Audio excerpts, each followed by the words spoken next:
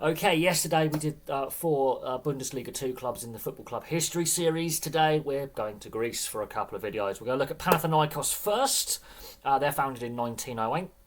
Their home ground is the Leforos Alexandras Stadium, which seats 15,000. Occasionally they will also use the Athens Olympic Stadium as well for big derby matches and also European games. Some real fun facts about Panathinakos. Only Greek team to reach a European Cup final, which is now the Champions League final. That was in the 70-71 season. They lost 2-0 to Cruyff's Ajax. They're the only Greek team to play an Intercontinental Cup final in the same year, in 1971. They're one of only two Greek clubs to win the Greek Super League title undefeated. Look at what Bayer Leverkusen are doing in Germany, for example. Arsenal's Invincibles and, of course, Nottingham Forest as well. Very few clubs go a whole season undefeated, but they're one of two Greek clubs to have that in their history. And finally, they have never been relegated from the Greek top flight since foundation in 1908. So they've always been a top flight club since they've been playing football. Now, they have a lot of silverware. A lot of domestic silverware. They've won the Greek Super League title 20 times, the Greek Cup 19 times, and the Greek Super Cup 3 times. So they've won a fair bit. Bulging trophy cabinet there. So let's have a look at their Greek Super League titles. They've only got one title pre-World War II, mind. So a lot of all their success is mostly post World War II when it comes to the Greek Super League. Same with the Greek Cup. One title before Greece gets involved in the Second World War. Everything else, again, post-war, they have won a lot. So, Super League titles. Their first title is in the 1929-1930 season. And then, obviously, World War II happens. The Greek infrastructure in the country is devastated. But after the war, they start winning on a pretty regular basis. The 70s and the 80s is their real, and the 60s, real purple patch. But they start winning again in 48-49 season. Then they win in the 52-53 season. Then the dominant spell really begins in the 59-60 season. They follow it up in the 60-61 season, 61-62 season, 63-64 season, the 64-65 season, the 68-69 season. So the 60s is a very dominant spell. Then the 69-70 season, and it's that team that goes into the European Cup the following season where they make the final.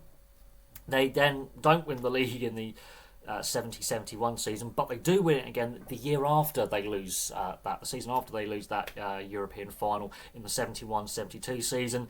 Bit of a gap. Then the 76-77 season they win again. So the 70s less successful than the 60s, but they still win some trophies. The 80s they win a fair bit as well. The 83-84 season and the 85-86 season. The 90s is a very dominant spell. The 89-90 season, the 1991 season, the 94-95 season, the 95-96 season, and then the success dries up a little bit.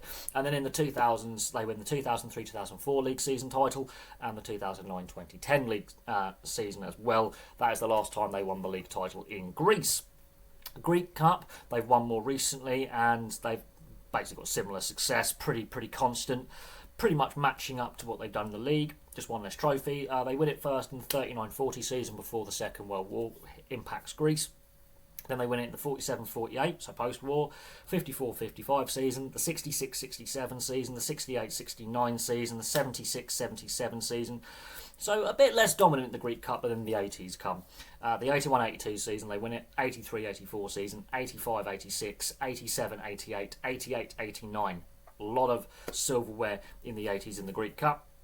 Then the 90s come along again, pretty dominant. The first half of the 1990s with the 1990-91 season Greek Cup, the 92-93 season, 93-94 season, the 94-95 season, and then again the success dries up a little bit until the early 2000s.